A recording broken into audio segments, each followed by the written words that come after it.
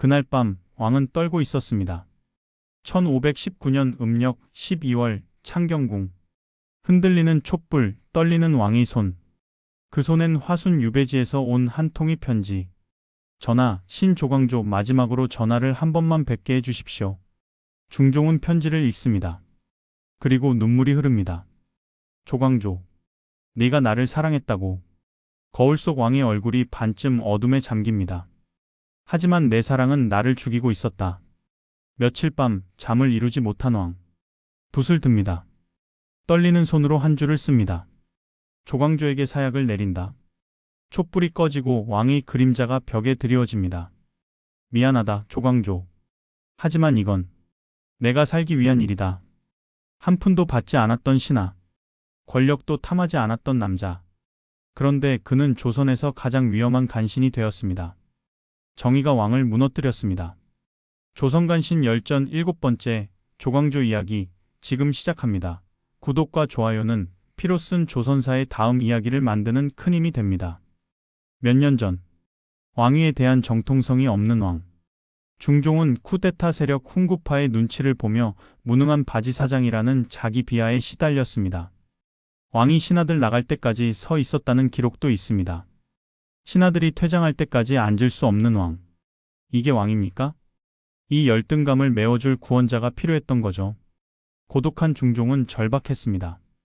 그때 그 남자가 나타났습니다. 그때 한 천재가 등장합니다. 청소년 시절 무오사화로 스승 김갱필을 잃고 운둔했던 청년 조광조. 그는 도덕적으로 완벽한 세상을 만들겠다는 신념에 목말랐습니다. 김갱필이 사화로 처형당한 후 조광조는 집착했습니다. 내가 완벽한 시스템을 만들면 더 이상 스승 같은 사람이 죽지 않는다고. 하지만 그 집착이 문제였습니다. 완벽을 추구하는 자는 타협을 모릅니다. 타협을 모르는 자는 신하일지라도 폭군이 됩니다. 임금이 직접 주관한 시험. 중종이 질문을 던집니다. 과거 성군들은 어떻게 나라를 다스렸는가? 대부분의 선비들은 뻔한 대답을 했습니다. 법을 엄하게 하고, 간신을 멀리하고, 충신을 가까이 한다. 하지만 조광조의 답안은 달랐습니다. 성군이 되는 길은 두 가지입니다. 첫째, 왕이 진심으로 백성을 사랑하면 백성이 따릅니다. 둘째, 왕이 진심으로 신하를 믿으면 신하가 목숨을 바칩니다. 그리고 조광조는 이렇게 덧붙였습니다. 전하, 법이나 제도가 아닙니다. 전하의 마음이 먼저입니다.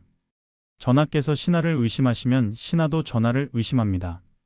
하지만 전하께서 신하를 믿으시면 신하는 전하를 위해 목숨을 바칠 것입니다. 중종의 손이 떨렸습니다. 훈구파는 중종을 믿지 않았습니다. 우리가 너를 왕으로 만들었다. 너는 우리 없이는 아무것도 아니다. 하지만 조광조는 달랐습니다. 전하, 전하께서는 이미 왕이십니다.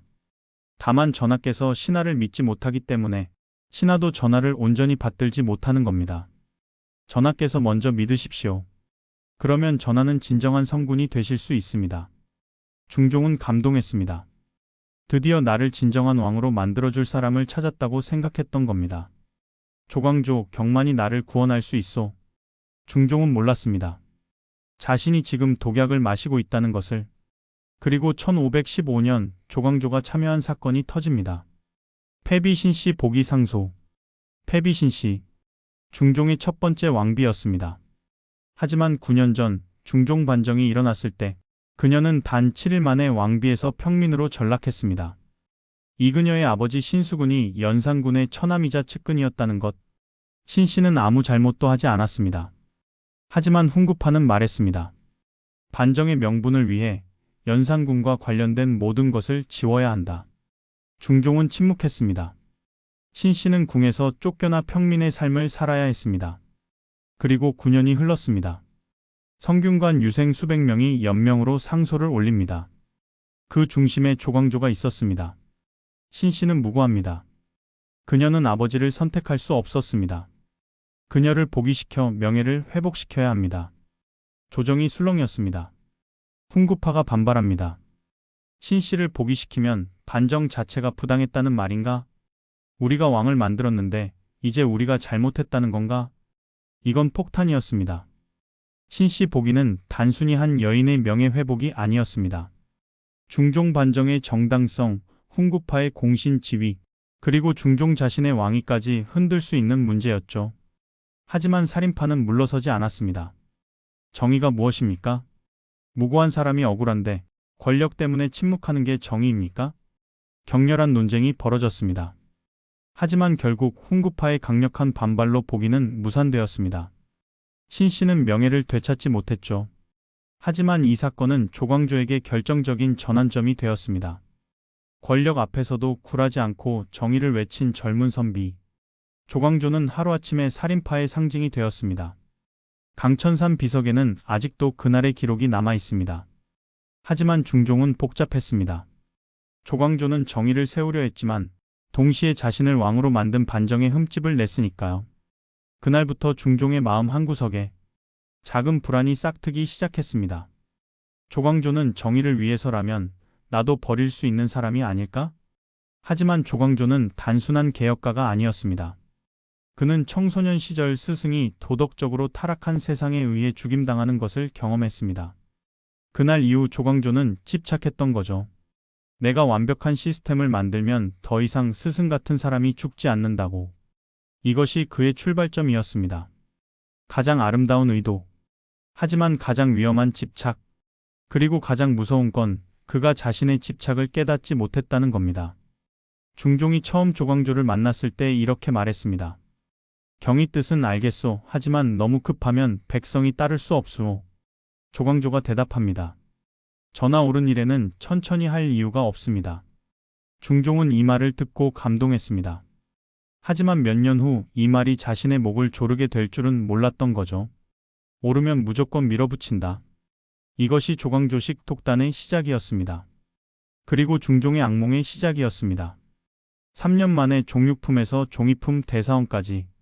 이는 왕의 정치적 필요성이자 조광조에 대한 맹목적 믿음이었습니다. 중종은 말했습니다.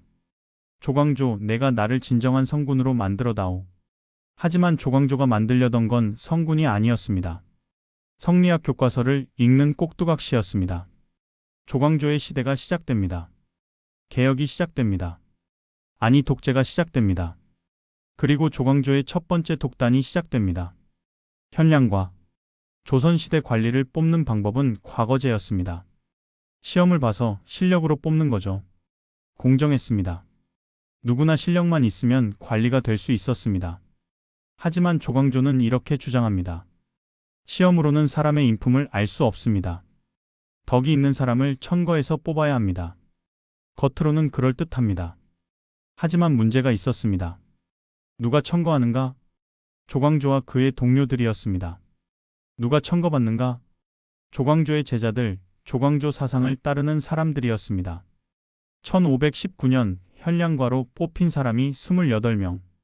그중 대부분이 조광조 계열 인물들이었습니다. 한 예를 들어볼까요? 조광조의 핵심 측근 김정의 아들 김식. 시험도 보지 않고 천거로 관리가 되었습니다. 조광조의 동료 기준의 아들 김효명. 역시 천거로 관리가 되었습니다. 어느 집안은 삼형제가 다 되기도 했습니다. 이게 정의로운 건가요? 이건 과거제가 아니라 연줄 채용입니다.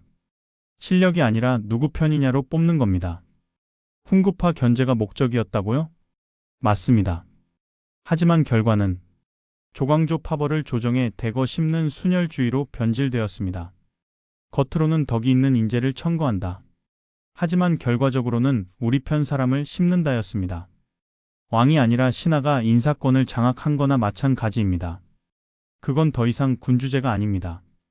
조광조는 한 푼도 받지 않았습니다. 하지만 그는 이념적 뇌물로 인재를 샀던 거죠. 내 사상을 따르는 자만 등용한다. 이것이 간신의 첫 번째 특징입니다. 더 은밀하고 잔인한 무기가 있었습니다. 바로 경연. 경연을 매일 4번씩 강요했던 겁니다. 왕의 일거수일투족을 성리학적 도덕으로 심판하고 가르쳤습니다. 더 무서운 건 조광조가 경연을 통해 한 일이었습니다. 그는 왕의 일거수일투족을 기록했습니다. 오늘 전하는 경연 중 3번 한눈을 팔았다. 전하는 백성보다 사냥에 관심이 많다. 이건 교육이 아닙니다. 감시죠. 왕에 대한 24시간 감시. 왕이 뭔가 결정하려 하면 조광조가 먼저 경전을 들이밉니다. 전하, 공자께서는 이렇게 말씀하셨습니다. 중종이 반박하려 하면 전하께서 성현의 말씀을 거스르시렵니까? 이게 뭡니까? 이건 왕에게 선택권을 주지 않는 겁니다. 이건 왕을 인질로 잡은 겁니다. 중종은 일기에 이렇게 기록했습니다. 하품이 나오고 졸음이 쏟아져도 끝내자고 할 수 없었다고. 명색이 왕인데 학문이 부족하다. 나라실 잘못한 것도 내 탓이라며 끊임없이 몰아세우는 경영관 앞에서 말이죠. 어느 날 경연에서 중종이 하품을 했습니다. 조광조가 즉시 말합니다. 전하, 학문에 게을리하시는 겁니까? 중종은 변명합니다. 어젯밤 국사로 잠을 못 잤소. 조광조가 냉정하게 받아칩니다. 전하의 마음이 흐트러져 있기 때문입니다. 그날 밤, 중종은 침전에서 베개를 집어던졌다고 합니다. 왕조실록에는 기록되지 않은 궁녀들 사이에 떠돌던 이야기입니다. 그리고 중종은 거울 앞에 섭니다. 촛불이 흔들립니다. 거울 속에 비친 자신의 얼굴. 왕복을 입고 있지만 그 눈빛은 학생의 눈빛입니다. 촛불이 한 번 더 크게 흔들리며 왕의 얼굴을 반쯤 가립니다. 빛과 어둠 사이의 선왕. 나는 왕인가? 아니면 성리학 원리주의의 가장 무거운 짐을 진 학생인가? 내가 왕인데 왜 매일 꾸중을 듣는가? 내가 왕인데 왜 하품도 못하는가? 내가 왕인데 왜 이렇게 초라한가? 거울이 대답하지 않습니다. 촛불만 흔들릴 뿐입니다. 하지만 중종은 알고 있습니다. 자신은 이미 왕이 아니라는 것을. 왕이 하품하는 게 죄가 되는 나라. 왕이 신하에게 꾸중을 듣는 나라. 조광조는 이렇게 왕의 영혼을 갉아먹으며 중종을 성리학 교과서를 읽는 기계로 만들고 있었던 겁니다. 하지만 이건 시작에 불과했습니다. 도교는 조선 왕실의 오랜 전통이었습니다. 도교는 불길한 일이 생기거나 태평성대를 기원할 때 임금이 직접 제사를 소격서에서 지냈습니다. 이는 유교를 국교로 삼은 조선이었지만 민간 신앙과 왕실의 안녕을 위한 일종의 국가 무형문화재 종교였습니다. 중종은 이를 폐지할 수 없다고 했지만 조광조는 5번의 상소와 사직서 제출로 왕을 압박했습니다. 소격서는 태조 때부터 이어져 온 기관이었고 세종, 성종 등 선왕들도 지켜왔던 전통이었습니다. 중종 개인에게도 이는 일종의 왕실의 전통과 권위. 중종은 이를 폐지할 수 없다고 했지만 중종은 결국 굴복합니다. 왕이 신하에게 굴복합니다. 향약도 보급되었습니다. 겉으로는 공동체 문화. 하지만 실상은 성리학적 규율로 지방 백성의 사생활까지 통제하는 마을 감시 시스템이었죠. 잘못하면 벌을 주라는 엄격한 규율. 향약이 시행된 어느 마을에서 한 농부가 제사를 지내려 했습니다. 하지만 향약 책임자가 말합니다. 불교식 제사는 안 됩니다. 유교식으로 하세요. 농부가 묻습니다. 우리 집안은 200년간 이렇게 제사를 지냈는데요?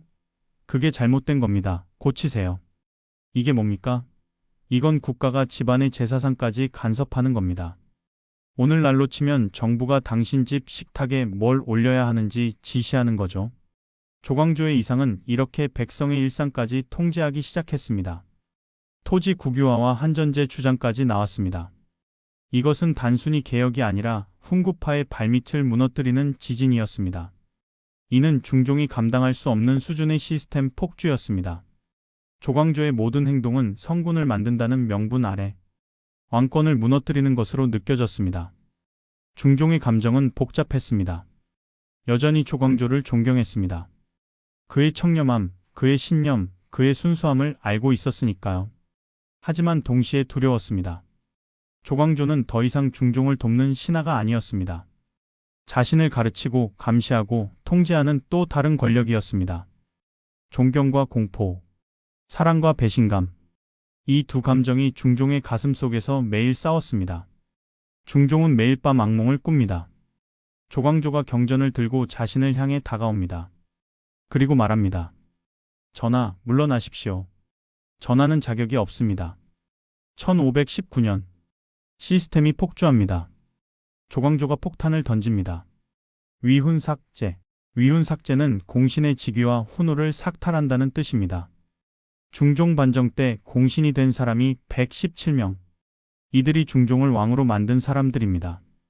그런데 조광조가 말합니다. 이 중 76명은 가짜 공신입니다. 실제로 싸우지도 않았고 공도 세우지 않았습니다. 그냥 줄 잘 서서 공신된 사람들입니다. 70%가 가짜라는 겁니다. 조정이 폭발했습니다. 그럼 반정 자체가 엉터리였단 말인가? 우리가 왕을 만들었는데 이제 우리가 사기꾼이란 건가? 훈구파 대신들의 얼굴이 창백해집니다. 중종은 더 큰 충격을 받았습니다. 나를 왕으로 세운 사람들의 70%가 가짜? 그럼 나는 가짜들이 세운 가짜 왕이란 말인가? 조광조는 공신을 지우는 게 아니었습니다. 왕의 정통성 자체를 흔들고 있었던 겁니다. 그날 밤 중종은 혼자 앉아 있었습니다. 손이 떨렸습니다. 나를 왕으로 세운 사람들이 가짜라면 나는 가짜 왕인가? 중종은 깨달았습니다. 조광조는 이미 왕의 통제권을 벗어난 성리학이라는 종교적 힘으로 왕권을 압도할 정도로 커진 세력이었습니다. 그가 만든 성리학 시스템이 이제 왕을 심판하려 한다고. 조광조가 군권이나 재정 등 실권을 장악하지 못했다는 약점이 있었습니다. 하지만 명분만으로 권력을 압도하려 했던 거죠. 이것이 역설이었습니다. 더 무서운 야사가 있습니다. 훈구파 사이에서는 이런 소문이 퍼졌습니다. 조광조가 밤에 동료들과 술을 마시며 이렇게 말했다고. 왕이 도를 따르지 않으면 왕을 바꿀 수 있다고. 이 소문의 진위는 알 수 없습니다. 하지만 중종의 귀에는 이미 들어갔던 거죠. 그리고 11월 어느 날, 한 내관이 떨리는 손으로 중종에게 무언가를 바칩니다. 나뭇잎 하나. 잎사귀에 글자가 새겨져 있습니다. 꿀벌이 파먹은 흔적. 주초위왕. 조씨가 왕이 된다는 말입니다. 그때 훈구파의 마지막 비열하지만 치명적인 반격이 시작됩니다. 나뭇잎의 꿀로 조씨가 왕이 된다는 글씨가 새겨진 채 궁궐에 등장했습니다. 꿀벌이 잎사귀를 파먹어 글자가 드러났죠. 주초위왕. 조씨가 왕이 된다는 나뭇잎. 이건 훈구파의 음모였습니다. 하지만 중종은 믿었습니다. 중종의 손이 떨립니다. 잎사귀를 보는 순간 10년간 쌓였던 모든 공포가 폭발합니다. 혹시 저 꿀 글씨가 조광조가 나를 폐위시키고 성리학 군주를 세우려는 암호가 아닐까? 조광조는 그럴 능력도 명분도 있지 않은가? 그는 이미 현량과로 사람을 심었고 경연으로 나를 무력화했고 위훈 삭제로 내 존재를 부정했다. 다음은 나를 폐위시키는 것 아닌가? 망상과 현실의 경계가 무너집니다. 중종의 눈에는 더 이상 신하가 보이지 않습니다. 자신을 죽이려는 괴물만 보입니다. 중종은 이미 매일같이 조광조에게서 왕권 부정을 경험했기 때문입니다. 경연에서 꾸중을 들을 때마다 나는 왕이 아니라 학생이구나. 현량과로 자기 사람들을 심을 때마다 나는 인사권이 없구나. 소격서를 폐지당할 때마다 나는 조상의 전통도 지키지 못하는구나. 향약으로 백성까지 통제당할 때마다 나는 나라의 주인이 아니구나. 위훈 삭제로 공신들을 지우려 할 때마다 나를 왕으로 세운 사람들도 가짜라는 건가? 그렇다면 나는 뭔가? 가짜 왕인가? 주초위왕은 핑계였습니다. 진짜 이유는 이미 몇 년 동안 조광조가 매일매일 왕권을 무너뜨렸기 때문입니다. 조광조는 한 번도 역모를 꿈꾼 적 없습니다. 그는 진심으로 중종을 성군으로 만들고 싶었던 거죠. 하지만 그가 한 일은 뭡니까? 왕에게서 선택권을 빼앗고 왕을 성리학 교과서 읽는 기계로 만들고 왕실의 정통성까지 부정했습니다. 이것이 바로 간신입니다. 의도가 고결하든 청렴하든 왕을 허수아비로 만들면 그게 간신인 거죠. 중종은 결심합니다. 더 이상 개혁 파트너를 처단하는 것이 아니었습니다. 자신이 살기 위한 마지막 쿠데타였던 겁니다. 자신이 먼저 움직이지 않으면 폐위될 것이라는 확신. 중종의 불안한 독백이 들립니다. 내가 왕인데 왜 그에게 꾸중을 들어야 하는가? 내가 왕인데 왜 이렇게 무력한가? 내가 먼저 움직이지 않으면 내가 폐위되리라. 1519년 11월 15일 밤, 왕위 쿠데타가 시작됩니다. 정상적인 절차를 무시하고 훈구파와 밀통하여 한밤중에 조광조 체포령이 떨어집니다. 왕의 분노가 만들어낸 비정상적인 숙청극이었죠. 밤에 굳게 닫혀있던 북문 신무문이 열립니다. 삐걱. 병사들이 움직입니다. 횃불이 어둠을 가릅니다. 조광조의 집을 향해. 조광조는 책을 읽고 있었습니다. 그때 문이 부서지는 소리. 조광조 왕명이다. 체포한다. 조광조의 손에서 책이 떨어집니다. 그는 이해할 수 없다는 표정으로 병사들을 바라봅니다. 무슨 일이오? 내가 무슨 죄를 지었어? 병사는 대답하지 않습니다. 다만 밧줄을 던질 뿐. 의금부 옥사. 조광조는 차가운 바닥에 앉아 있습니다. 죄목은 영모. 추초위왕. 조씨가 왕이 되려 했다는 것. 조광조는 웃었습니다. 내가 왕이 되려 했다고? 나는 전하를 성군으로 만들려 했을 뿐인데. 신문관이 묻습니다. 네가 현량과로 너의 사람들을 심었다. 위훈 삭제로 공신들을 제거하려 했다. 이것이 영모가 아니고 무엇이냐? 조광조는 고개를 저었습니다. 그건 개혁이었습니다. 나라를 바로 세우려던. 닥쳐라. 조광조는 더 이상 말하지 않았습니다. 전남 화순으로 유배된 조광조. 그는 마지막 순간까지도 왕의 부름, 용서를 기다렸습니다. 자신의 신념은 틀리지 않았다고 믿었기 때문입니다. 화순 유배지에서 조광조는 북쪽을 향해 문을 열어두고 기다렸습니다. 한양을 향해, 왕을 향해. 1519년 음력 12월 화순 유배지. 조광조는 매일 북쪽을 바라봅니다. 왕이 자신을 부를 것이라 믿습니다. 그리고 어느 날 그는 붓을 듭니다. 떨리는 손으로 상소를 씁니다. 전하, 신 조광조 마지막으로 전하를 한 번만 뵙게 해주십시오. 신은 전하께 여쭐 말씀이 있습니다. 신이 무슨 죄를 지었는지 전하께서 직접 말씀해 주십시오. 신은 평생 전하를 사랑했습니다. 신이 한 모든 일은 전하를 성군으로 만들기 위함이었습니다. 부디 마지막으로 한 번만 전하의 얼굴을 보게 해주십시오. 상소가 한양으로 향합니다. 한양, 창경궁. 중종의 손에 상소가 전해집니다. 그는 떨리는 손으로 상소를 펼칩니다. 읽습니다. 읽고 또 읽습니다. 그리고 중종의 눈에서 눈물이 흐릅니다. 조광조, 네가 나를 사랑했다고. 중종은 일어섭니다. 밤하늘을 바라봅니다. 그의 머릿속에 지난 몇 년이 스쳐 지나갑니다. 처음 만났을 때 조광조의 눈빛, 순수했습니다. 진심으로 자신을 성군으로 만들고 싶어 했습니다.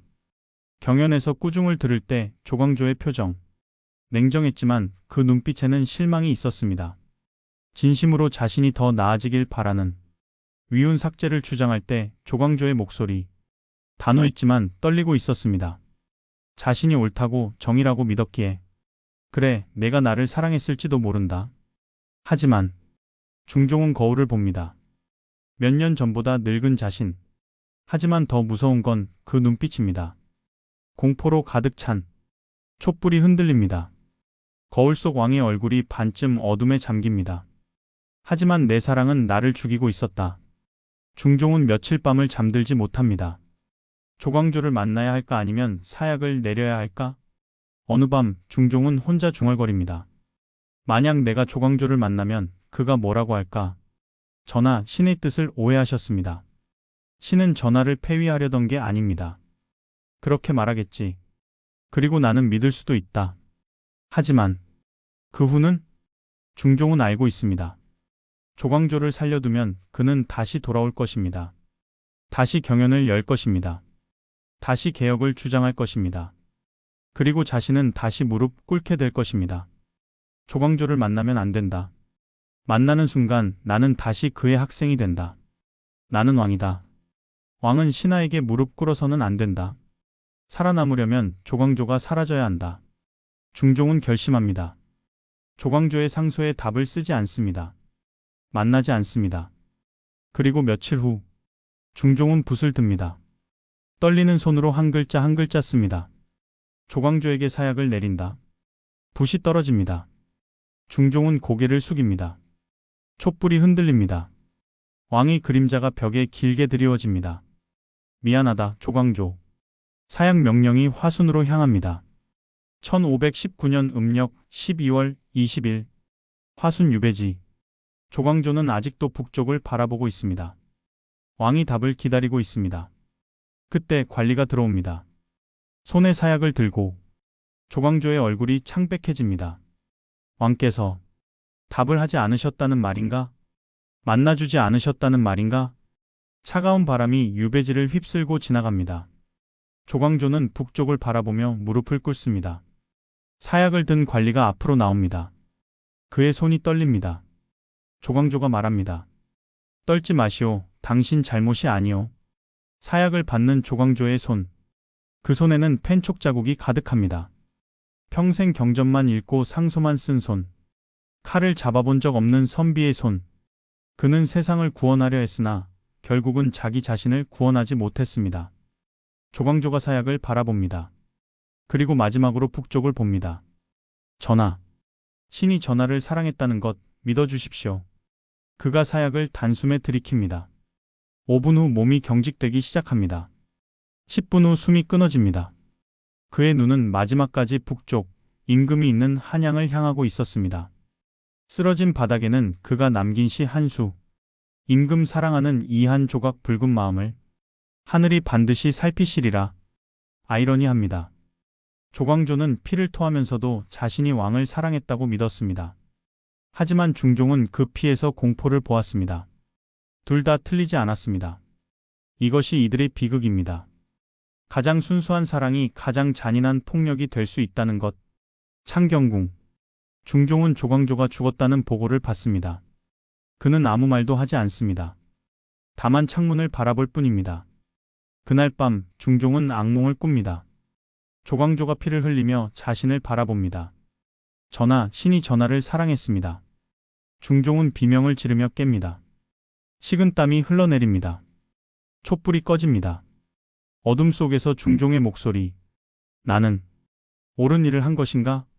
하지만 대답은 없습니다. 다만 밤바람 소리뿐. 조광조가 사사되자 그의 제자 수십 명과 수많은 살인파 지지자들이 동시에 유배됩니다. 한 제자의 아내는 남편을 따라 귀향길에 올랐다가 임신 8개월 만에 눈 속에서 사산했습니다. 죄가 뭡니까? 조광조의 제자라는 것. 중종은 조광조 사후 30년을 더 살았습니다.